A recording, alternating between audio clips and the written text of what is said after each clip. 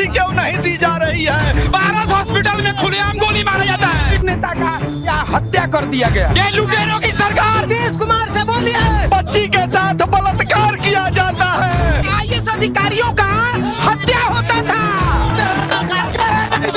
लूट खसोट होता। उनका बेटा नहीं पढ़ पाया बढ़िया से उनके राज्य में। बिहार बिल्कुल फेलियर और फ्लॉप है। 5 किलो राशन, बड़े बड़े भाषण, इसी महामंत्र से चला रहे शासन। 5 किलो राशन, बड़े बड़े भाषण, इसी महामंत्र से चला रहे शासन। कोई जाति का गणना कराता है, बिना पेंदी का लोटा हो जाता है। कोई जाति का गणना कराता है, बिना पेंदी का लोटा हो जाता है। कभी इधर तो कभी उधर, कभी इधर तो कभी उधर पलट ये जाता है। 5 किलो राशन, बड़े बड़े भाषण, इसी महामंत्र से चला रहे शासन। भैया ये नेताजी लोग हैं, अपना अपना मंत्र से चला रहा है। कोई 5 किलो राशन दे रहा है और कोई बड़े बड़े भाषण दे रहा है, कोई नौकरी दिला रहा है। कोई नौकरी हमें दिलाता है, महिलाओं को पेंशन से लुभाता है। कोई नौकरी हमें दिलाता है, महिलाओं को पेंशन से लुभाता है। कितना भी कर ले यतन, कितना भी कर ले जतन, सत्ता का स्वाद न पाता है। सत्ता का स्वाद। और इस गाने को सुनकर आप समझ ही गए होंगे कि बात चुनाव की हो रही है। बिहार में चुनाव है और इस चुनावी यात्रा में हम लोग पहुंच चुके हैं सिवान की धरती पर। इंडिया न्यूज इन खबर की टीम जो है इस समय सिवान की धरती पर है और चुनावी सरगर्मी तेज है। शर्टवा भीगल बा भैया, चेहरा पर पसीना है, काहे कि गर्मी लबालब है और गर्माहट तो चुनाव वाली भी है। इसीलिए नेता लोग अपने अपने क्षेत्र में खूब घूम रहे हैं और कह रहे हैं भैया ये बेरी हम ही आवत हैं। लेकिन असली फैसला तो कार्यकर्ता और जनता करते हैं। कार्यकर्ता क्योंकि जमीन पर मेहनत करते हैं और जनता भैया वोट देती है। इन्हीं लोगों से जानेंगे कि आखिर मामला क्या है। गाने के माध्यम से तो भाई साहब सबको लपेट लिए। क्या परिचय पड़ेगा आपका? जी मेरा नाम नागेश्वर दास है, लोग मुझे लाफिंग बुद्धा के नाम से जानता है। लाफिंग बुद्धा। तो देखिए 5 किलो राशन से लेकर पलटी मार से लेकर और नौकरी वाला भी जो 17 महीने की बात आरजेडी करती है उसको भी ये लोग लपेट लिए हैं। लेकिन क्या मुद्दा है इस बार का चुनाव का भाई? ये बेरी के मुद्दा है कि पूरे बिहार में सरकारी नौकरी दिलाना है और आदरणीय मुकेश सहनी जी ने जो वंचित समाज अम्बेडकर साहब के लिखे हुए संविधान के अनुसार देश में 122 जातियां हैं जिनको आज तक SC ST के दर्जा नहीं मिला है, उसको दिलवाना ये मुद्दा है। नौकरी और कह रहे हैं कि जो जाति का दर्जा नहीं मिला है उसको दिलाना है। क्या लगता है ये सब मुद्दा कामयाब होगा? किसको जाति का दर्जा नहीं मिला है? किसको जाति का दर्जा नहीं मिला है? सभी जातियों को आरक्षण में अपडेट किया गया है, सबको आरक्षण मिल रहा है। सब जाति विशेष पे काम भी सरकारें कर रही हैं, ऐसा नहीं है। और जहाँ तक रह गया बात नौकरी का, तो आप नौकरी देख सकते हैं। जीविका दीदी हो गई, अभी शिक्षक बहाली हुआ है, ऐसे बहुत प्रकार की बहालियाँ चल रही हैं। लेक्चररशिप की बहालियाँ हुई हैं, बहुत सारी बहाली चल रही है। ठीक है, आप लोगों को ज्ञात होगा कि जब NDA के हाथ में यह सरकार शासन आया उस समय बिहार की तिजोरी खाली थी, सड़क टूटा फूटा था, हॉस्पिटलों का हालत लच्चर था, स्कूल की शिक्षण व्यवस्थाएं सारी खत्म थी। वैसे परिस्थिति में बिहार को NDA के हाथ में मिला। आज NDA सरकार ने माननीय नीतीश कुमार जी, नरेंद्र मोदी जी, सम्राट चौधरी जी, माननीय मंगल पांडे जी के नेतृत्व में जो बिहार में काम हो रहा है, आप अभी उठा के देख लीजिए कि एक अच्छे सरकार का क्या काम है। सड़क अच्छा देना जनता को, आपको सभी को नौकरी मुहैया कराना, अच्छी स्वास्थ्य व्यवस्था देना, अच्छा शिक्षा देना, ये सारी मूलभूत सुविधाएं जो सरकार हमारी दे रही है। सरकार दे रही है, लेकिन इनका एक आरोप है कि आप लोगों ने बिहार को जर्जर अवस्था में दिया था। उसके पहले इनको मालूम है बिहार में कुछ था, मिट्टी का सड़क बढ़िया नहीं था। लालू जी जब आए तो इनके घर तक भी जो सोलिंग हुआ, जो पिच हुआ, वो लालू जी के राज में हुआ है। और लालू जी के राज में विद्यालय ठीक हुआ। लालू जी के राज में सारे व्यवस्था ठीक हुआ, जो गरीबों के बच्चे स्कूल जाने लगे। और जो लोग बात कर रहे हैं 2005 के पहले, यह सभी लोग उसी शासन में पढ़े लिखे लोग हैं। कांग्रेस के जमाने के पढ़े लिखे इंजीनियर नीतीश कुमार हैं, उनका बेटा नहीं पढ़ पाया बढ़िया से उनके राज्य में। ठीक है, आरोप ये लोग लगाओ था। देखिए, आरोप लगाना बहुत आसान है, उसको साबित करना अभी राउर मुख्यमंत्री रहनी तो राउर जौन अभी मुख्यमंत्री के दावेदार बनी वहाँ के तो नौवा फेल बनी, जिहाँ के लोग चारा चोर के नाम से संबोधित करता पूरा बिहार। गईल राजनीति के मानदंड में काहे न कह दियल गईल कि MP MLA जे होई ओकर ग्रेजुएशन रही। शिक्षा के नीति निर्धारण जब यह लोग इनके हाथ में माननीय नरेंद्र मोदी जी बानिया नीतीश कुमार जी को के में शिक्षा के नीति निर्धारण काहे नहीं के कह दिया कि 9वीं फेल गवाता है, अभी दुखड़ा काहे रोल जाता। ओमे कह दिहल जाए जो MP बनी उ MA रही, MLA रही, उ ग्रेजुएट रही, स्नातक पास करी, तो काम सरकार काहे नहीं के करत। तो वो मानदंड में तो नरेंद्र मोदियो जी फेल हो जाए तो वहाँ के शिक्षा वाला सर्टिफिकेट काहे नहीं के देखावल जात।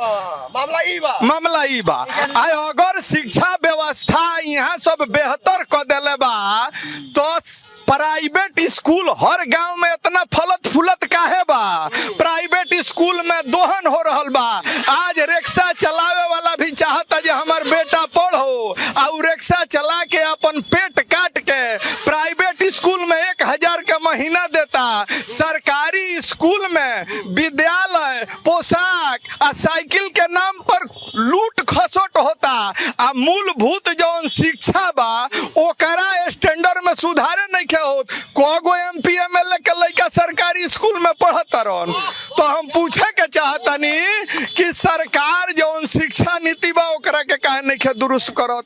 आ निःशुल्क शिक्षा के बात कहल जाता तो आम जनता जनार्दन के टैक्स के पैसा एगो सरकारी स्कूल के लड़का पर सर्वे आइल बा कि 860 रुपया सरकारी खर्च हो रहल बा सरकारी लड़का पर, एक लड़का पर। तो निःशुल्क कैसे बा? सारा गरीब जनता टैक्स भरता, मध्याह्न भोजन, बिल्डिंग, शौचालय, पोशाक के नाम पर लूट खसोट हो जाता। लूट खसोट इनका आरोप है कि जो है सरकारी विद्यालयों में लूट मची हुई है। आप लोग कहते हैं कि क्रांतिकारी बदलाव आया है। तो जरा सा भैया बड़ा अच्छा एजुकेशन की बात कहे हैं। खैर एजुकेशन संविधान की व्यवस्था है, वो जिस तरह का व्यवस्था है उस तरह से MLA और MP लोग बनकर के आ रहे हैं हम लोग के बीच की संविधान की व्यवस्था के अंतर्गत। कहने का मतलब ये है, मैं आपसे पूछना चाहता हूं कि अगर शिक्षा की व्यवस्था सुदृढ़ नहीं होती तो आप याद कीजिए कि 2005 से पहले हमारे कितने परिवार की महिलाएं, कितने गरीब घर की बेटियां विद्यालय जाती थी, कितने बेटियों को साइकिल मिलता था, कितने बेटियों को पोशाक मिलता था, कितने बेटियों को MDM की सुविधा मिलती थी। आज वही साइकिल, पोशाक और MDM है जो हमारे गरीब परिवार की बच्चियां जो महिलाओं के बीच में रह करके शोषण का शिकार हो रही थी, आज वो विद्यालय में जा करके अपने शिक्षा का अधिकार पा करके और अपना कार्य कर रही है। दिलवाइए, नौकरी दिलवाइए। अरे नीतीश कुमार से बोलिए, नीतीश कुमार से बोलिए, नीतीश कुमार से बोलिए, वो नौकरी क्यों नहीं दिलवाई? कितनी नौकरियां 2005 का पहले क्या आंकड़ा दीजिए, पहले की 5 का आंकड़ा दीजिए। आज जो है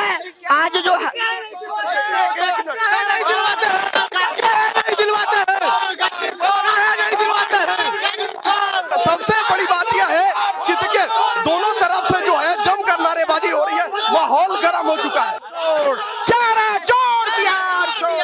पूछिए भारतीय जनता पार्टी के सांसद के द्वारा बीच सड़क पर, BJP के सांसद के द्वारा बीच सड़क पर बच्ची के साथ बलात्कार किया जाता है। किस बच्ची बचाओ और बेटी पढ़ाओ की बात हो रही है, बलात्कारियों को फांसी क्यों नहीं दी जा रही है? बच्चियों को घर से निकाल देना केवल आपकी प्राथमिकता नहीं है, उसको सुरक्षा प्रदान करना भी प्राथमिकता है। और जो क्राइम बढ़ा हुआ है बिहार में, जो हत्या बढ़ी हुई है, महाजंगल राज की घोषणा कर चुकी है। स्वास्थ्य के मामले में भी बिहार बिल्कुल फेल्योर और फ्लॉप है। प्राइवेट अस्पतालों में बड़ी पैमाने में दोहन हो रहा है। सरकारी अस्पताल की स्थिति आज भी जीर्ण शीर्ण है, दवा नहीं मिल रहे हैं। देखिए देखिए, इनका जो आरोप है, आप लोग कह रहे हैं कि जो है कानून व्यवस्था सुदृढ़ हुई है, ये कह रहे हैं कि लूट डकैती दबंगई बढ़ गई है।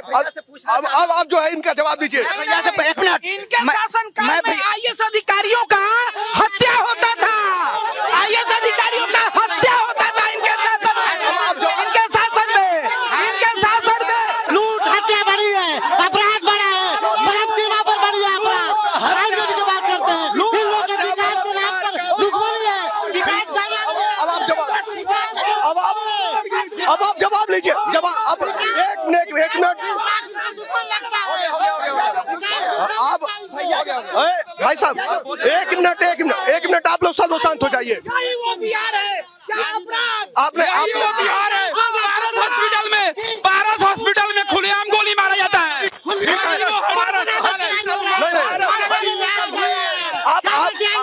ठीक है, आपने आरोप लगा लिया। आपने हॉस्पिटल में दिन दहाड़े गोली मारा गया। सुनिए, ये तरीका एक मिनट रुक जाइए। भैया ने जो कहा है, रुक जाइए आप लोग, रुक जाइए। अब आपने सारी बातें कह ली भाई, अब जवाब तो सुन लीजिए। जवाब सुनेंगे तभी तो जवाब देंगे, कि बिना सुने। जवाब मांगना चाहता हूँ। आपने हरिया में एक 13 साल के बच्ची के साथ बलात्कार और हत्या यही सवाल हमने किया है कानून व्यवस्था के लिए। अब जवाब सुनिए।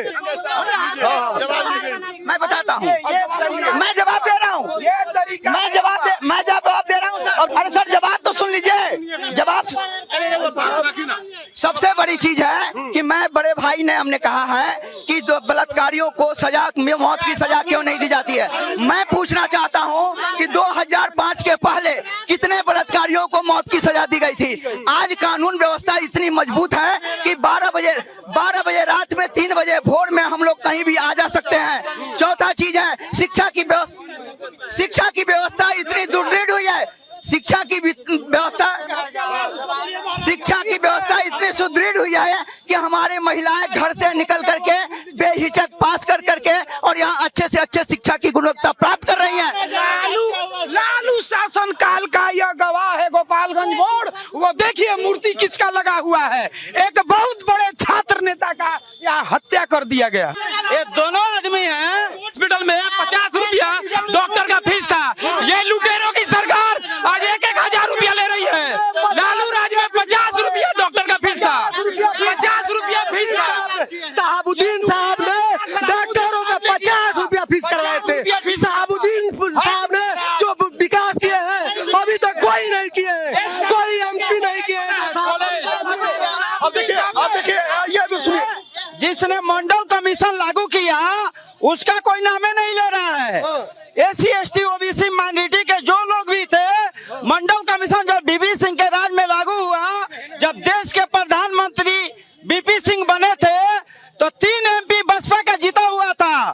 तीनों आदमी ने बाहर से देने का समर्थन किया, चाहे मुलायम सिंह यादव हो, लालू यादव हो या भाजपा के नेता हो, सब लोग अंदर जाकर मलाई पीने का कार्य किए। लेकिन बसपा का जो नेता था वो बाहर से समर्थन दिया और मंडल कमीशन लागू हुआ। तो उसको कोई नहीं जानता है। मंडल कमीशन लागू हुआ तब जाके ये लोग लड़ाई लड़ रहे हैं। भाजपा के लोग क्या किए हैं मैं भी पूछना चाहता हूँ। एक स्लोगन है, एक दलित का नेता बनते हैं हमारे आदरणीय रामविलास पासवान जी के लड़के चिराग पासवान जी, उनका स्लोगन है कि मैं उस घर में दिया चलाने चला हूं जहां सदियों से अंधेरा है। मैं इस आपके चैनल के माध्यम से पूछना चाहता हूं कि किस धर्म में आज तक आपने दिया जलाया है, किस मुस्लिम के घर में जलाया है, किस ST के घर में चलाया है, किस OBC के घर में चलाया है, किसके घर में दिया जलाया है? जी आप बाहुबलियों के घर में दिया जलाया है, किसी गरीब के घर में नहीं जलाया है।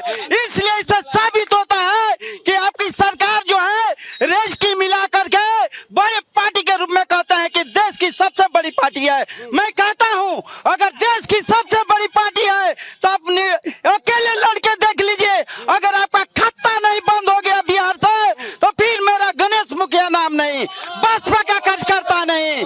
मैं BSP का तो कह रहे हैं कि हम 243 सीटों पर लड़ेंगे। अरे कहाँ दिल्ली दूर है, कहाँ बसपा ने 243 पर लड़ रहा है, हम लोग 243 पर लड़ेंगे। पर हम चाहे जो भी हो, हम लोग जनता को धोखा देने वाले नहीं हैं। हम लोग रेज की मिलाकर लड़ने वाले लोग नहीं है कि रेज की मिला करके और सिक्का खड़ा कर ले और नोट बना ले और आके आजमाइश करे। अगर जिसके अंदर ज्यादा ताकत है वो 243 पर लड़ने का कार्य करे, उसको पता चल जाएगा कि किसके साथ जनता है और किसके साथ वंचित है, किसके साथ दलित है, किसके साथ माइनॉरिटी है, किसके साथ EWS है, सब समझ में आ जाएगा। ऐसे हला करने से क्या हो सकता है? तमाम योजनाएं हैं, तमाम घटनाएं हो रही है। जिन समाज की बात कर रहे हैं तेजस्वी यादव कह रहे हैं कि पिछड़ा, दलित, अल्पसंख्यक सब तो हमारे साथ है। अरे तेजस्वी यादव जी कह रहे हैं, हार्दिक स्वागत है। हर आदमी कहता है कि मेरा है, ये नहीं ना कह रहे हैं कि मेरा नहीं है, कह रहे हैं। लेकिन काम का जब मौका आता है तो बहन जी ने किया है, मानव कांसीराम ने किया है, constitution of India doctor Bhimrao Ambedkar साहब ने बनाया है, सब लोग के सहयोग से किया है। इसी देश का, इसी जिला का रहने वाला देश रत्न डॉक्टर राजेंद्र बाबू ने जब संविधान लिखा गया तो जब संविधान को सुपुर्द किए तो उन्होंने कहा कि ऐसे भारत में ही नहीं पूरा विश्व में अगर कोई रत्न है तो बाबा साहब है, भीमराव अम्बेडकर साहब है। और ये भी जान चाहिए, जब मंडल कमीशन का बात हुआ, कहाँ भाजपा थी, कहाँ ये विरोधी लोग थे? जिस दिन एक दलित के लेकर के आवाज उठाया गया राज्यसभा में, संसद की उच्च सदन में, तो वहां पर बहन मायावती ने हमीरपुर के घटना को लेकर के उन्होंने राज्यसभा से अपना इस्तीफा देने का कार्य किया। कौन माई का लाल पैदा है जो इस्तीफा दिया है उस सदन से? मैं पूछना चाहता हूं, अभी EWS जो लागू हुआ है, EWS जो लागू हुआ है, किस भाजपा के दलित नेता ने या OBC ने या किसी नेता ने अगर आवाज उठाया हो? 15% के लेके 10% आरक्षण लागू होगा और 85% के लेकर के 27% रहेगा। यही बहुजन लोग का काम है। जवाब सुनिए, जवाब। नहीं, मैं पूछना चाहता हूं भैया से कि ये जो दलित वाला जो आरोप लगा रहे हैं भाजपा पे, बताएं कि किस पार्टी ने दलित को राष्ट्रपति बनाया? रामनाथ कोविंद जी को पहली बार भारतीय जनता पार्टी ने ही प्रमोट करके रामनाथ कोविंद को देश के सबसे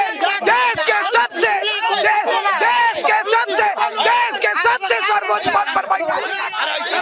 हम लोग जब बोलते हैं तो आप लोग हल्ला कर देते हैं, हम लोग जब बोलते हैं तो आप लोग हल्ला करते हैं। यही आप लोगों का चाल चरित्र चेहरा है, यही आप लोगों का। मंदिर में घुसने नहीं दिया गया, मंदिर में घुसने नहीं दिया। अच्छा, राष्ट्रपति को मंदिर में घुसने नहीं दिया गया। जवाब सुनेंगे तभी तो जवाब देंगे। आपने अपनी बात कही, लेकिन जवाब तो सुनिए। देखिए, बड़े भाई ने बोल रहे थे, चुप रहा लो ना। बड़े भाई ने बोल रहे, अरे चुप रहा। बड़े भाई बोल रहे थे कि भीमराव अम्बेडकर जी के लिए महागठबंधन चाहिए, जिस बहुजन समाज पार्टी ने बहुत अच्छा काम किया है। भीमराव अम्बेडकर जी सबके सर्वमान्य हैं। भीमराव अम्बेडकर जी को भारत रत्न देना था। उस समय NDA की सरकार नहीं थी, VP सिंह की सरकार थी, और समर्थन किसका था? BJP का था। भाजपा को भीमराव अम्बेडकर जी के जहां जहां वो पढ़े हैं, जहां जहां उनके याद में जो जगह है, 5 जगह को पंचशील भाजपा ने बनवाया। और जहां तक वोट की बात है, गणेश जी एक बार मुखिया रहे हैं, वो नीतीश कुमार के आरक्षण का देन है। ये गणेश जी अपने पंचायत से मुखिया बने, नीतीश कुमार का आरक्षण का देना है, मूर्ति जी आरक्षण का देना है, ठीक है। जहाँ तक एक मिनट, तेजस्वी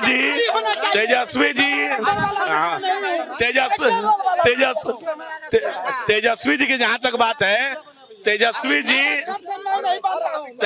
जी खुद अपने पिताजी से आरक्षण प्राप्त हुआ है तो उप मुख्यमंत्री बने हैं। RJD में आरक्षण प्राप्त मीसा भारती हैं और किसी को नहीं मिलता है। अगर मुख्यमंत्री बना हो तो तेजस्वी के परिवार और लालू जी के परिवार बनेगा। लेकिन भाजपा में एक कार्यकर्ता मोहन यादव भी मध्य प्रदेश का मुख्यमंत्री बन सकता है। भाजपा में कार्यकर्ता मुख्यमंत्री बनता है, लेकिन महागठबंधन और समाजवादी पार्टी या जो भी हो, उनके परिवार के लोग बनते हैं। राजनीतिक बात है, नीतीश कुमार की सरकार है कि चमचमाती सड़क है। नीतीश कुमार की सरकार है कि 24 घंटे बिजली आती है। पहले बिजली नहीं आने की सूचना दी जाती है, आज पहले बिजली आने की सूचना दी जाती है, आज 20 घंटे 22 घंटे बिजली लगातार मिल रहा है बिहार में। वो नीतीश कुमार का इसी का जवाब देते हैं।